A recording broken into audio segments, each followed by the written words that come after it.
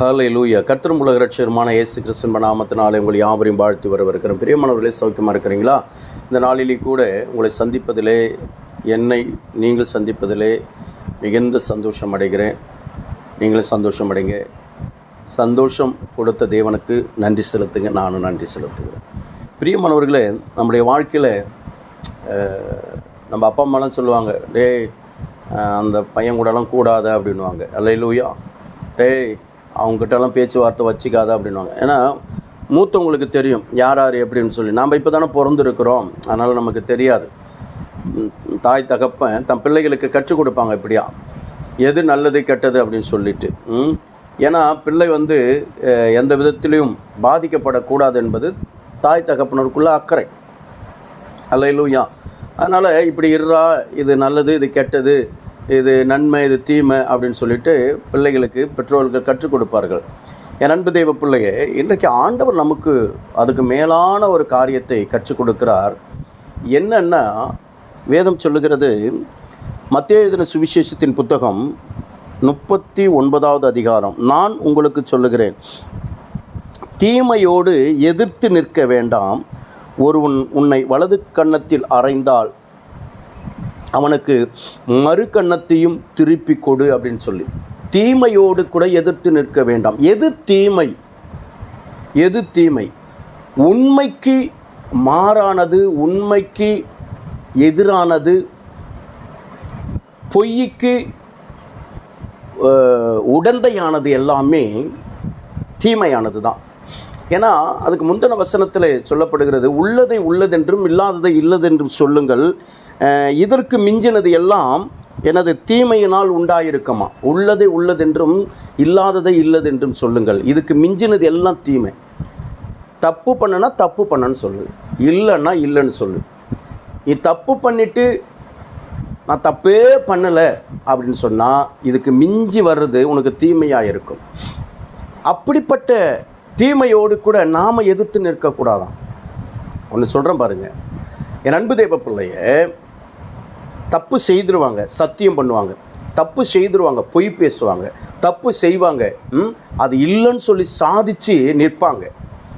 அப்போ சாதித்து நிற்கிறது இல்லை இல்லை இல்லை இல்லைன்னு சொல்லி தன்னை, அதாவது உண்மை உள்ளவர்களாக தன்னை காண்பித்து கொள்கிறது எல்லாமே மிஞ்சினது, அது தீமையானது. அது தீமையானது. அதோடு கூட தான் எதிர்த்து நிற்கக்கூடாதுன்னு சொல்லி வேதம் சொல்கிறது. இதை நீ இன்னும் ப்ரூவ் பண்ண, இன்னும் இல்லை நீ தப்பு பண்ண, நான் கண்ணார பார்த்தேன், இல்லை நீ தவறு செய்த, நான் பார்த்தேன், நான் உங்கள் வீட்டுக்குள்ளே பார்த்தேன், நான் வெளியில் பார்த்தேன், பஸ் ஸ்டாண்டில் பார்த்தேன், அங்கே பார்த்தேன், இங்கே பார்த்தேன், நீ அப்படின்னு சொல்லிட்டு என் அன்பு தெய்வ பிள்ளைய, நீ நேருக்கு நேர் பார்த்துருந்தாலும் போய் நீ கேட்டால் என்ன தெரியுமா சொல்லுவாங்க? சத்தியமா அப்படின்வாங்க. சத்தியமாக அப்படி அடித்து சொல்லுவாங்க. பூமியின் பேரில் சத்தியம் பண்ணக்கூடாது, ஏன்னா அவருடைய பாதப்படி. வானத்தின் பேரில் சத்தியம் பண்ணக்கூடாது, அது அவருடைய சிங்காசனம். அடுத்தது என்ன பண்ணுறோம்? நம்ம தலைமையில நாமளே சத்தியமாக நான் செய்யவே இல்லை அப்படின்னும். அடுத்தது இதையும் மீறி ஒன்று பண்ணுவோம் பாரு, பிள்ளைங்களை கூப்பிட்டு வச்சுன்னு சத்தியம் பண்ணுவோம். என் பிள்ளை சாக்கியா நான் தப்பு செய்யவே இல்லை, நான் அந்த இடத்துல இல்லவே இல்லை அப்படின்னு சொல்லுவோம். இதுக்கு மிஞ்சி வருது பார்த்தியா, அவங்க ப்ரூவ் பண்ணிட்டாங்க, நான் இல்லை அப்படின்னு சொல்கிறாங்க இல்லையா. தீமையை உண்மையை பொய்யாக்கிட்டாங்க இல்லையா. அப்போ அது எல்லாமே இதுக்கு மிஞ்சினது என்னவாக இருக்குன்னா தீமையாக இருக்கும். அப்படிப்பட்ட தீமைகளோடு கூட, பொய் பேசுகிறவர்களோடு கூட, சாப்பிட்டுட்டு அப்படி தொடச்சிட்டு போகிற நபர்களோடு கூட எதிர்த்து நிற்க வேண்டாம் என்று சொல்லி கர்த்தர் சொல்லுகிறார். ஹல்லேலூயா. தெரியுது இல்லை, ஆனால் நீ சொல்கிறத நம்பலை, யாருமே நம்ப மாட்டாங்க. ஆனால் அவங்க தப்பு பண்ணிவிட்டு தப்பு செய்யாத மாதிரியே இருப்பாங்க. ஆனால் ஒரு நாள் நான் சொல்கிறேன், கையங்காலமாக பிடிக்கப்படுவார்கள். கையங்காலமாக பிடிப்பாங்க, ஊராருக்கு மத்தியில் பிடிப்படுவார்கள். என் அன்பு தேவ பிள்ளையே, இப்படிப்பட்டவர்களோடு கூட நம்ம என்ன பண்ண வேண்டாம்? எதிர்த்தே நிற்க வேண்டாம். நமக்கு தேவையில்லாதது விட்டு விடுவோம். தீமையோடு கூட எதிர்த்து நிற்கிறதை நமக்கு வேலை இல்லைன்னு சொல்லிட்டு நம்ம வேலையை பார்ப்போம். கர்த்தர் நம்மோடு கூட இருந்து, உள்ளதை உள்ளதென்று இல்லாதது இல்லைன்று சொல்லுகிற மனுஷனோடு கூட இருந்து கர்த்தர் நடத்த இயேசு போதுமானவர். சின்ன ஒரு எச்சரிக்கை தான் இது, பெருசாக அதான் கையுங்காலம் அப்படின்னும்போது வெடிக்கும் பாருங்கள். அப்போ இந்த வேத வசனம் உன்னை வரையறுக்கும். அல்லேலூயா. உன்னை நியாயம் தீர்க்கும். சரியா? செபிப்போமா. மகா இரக்கமும் கிருபை நிறைந்தவைகள் அல்ல ஆண்டவரை நன்றியோடு துதிக்கிறோம். இந்த நாளில் எங்களோடு கூட பேசின வார்த்தைகளுக்காக ஸ்தோத்திரம். உடைய வல்லமுள்ள கரம் கூட இருக்கட்டும். பெரிய காரியத்தை செய், வழிநடத்தும், ஆசீர்வதிங்கப்பா. அந்த நாளில் எங்களோடு கூட பேசின வார்த்தைகளை சொல்லுது. எந்த தீமையோடு நாங்கள் எதிர்த்து நிற்க ஆண்டவரே கூடாது என்பதை நீங்கள் எங்களோடு கூட தெளிவாக பேசியிருக்கிறீங்க.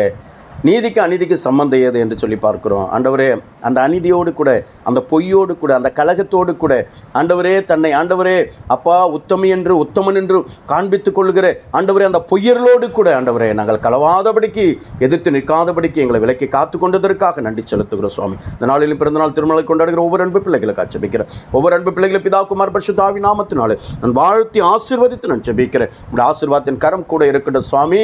இந்த நாளிலையும் கூட ஆண்டவரே ஒவ்வொரு ஊழியர்களுக்காக ஜெபிக்கிற, சபைகளுக்காக ஜெபிக்கிற, ஆண்டவரே சபை மக்களுக்காக ஜெபிக்கிறேன். ஒவ்வொருவரையும் கர்த்தர் ஆசீர்வதிங்க, உயர்த்துங்க, மேம்படுத்துங்க. இயேசு நாமத்தில் ஒப்பு கொடுத்து அர்ப்பணித்து ஜெபிக்கிறேன் எங்கள் ஜீவனுள்ள நல்ல பிதாவே. ஆமென். அல்லேலூயா. கர்த்தர் நம்மை ஆசீர்வதிப்பாராக. ஆமென். கர்த்தருடைய நாமத்துக்கு ஸ்தோத்திரம்.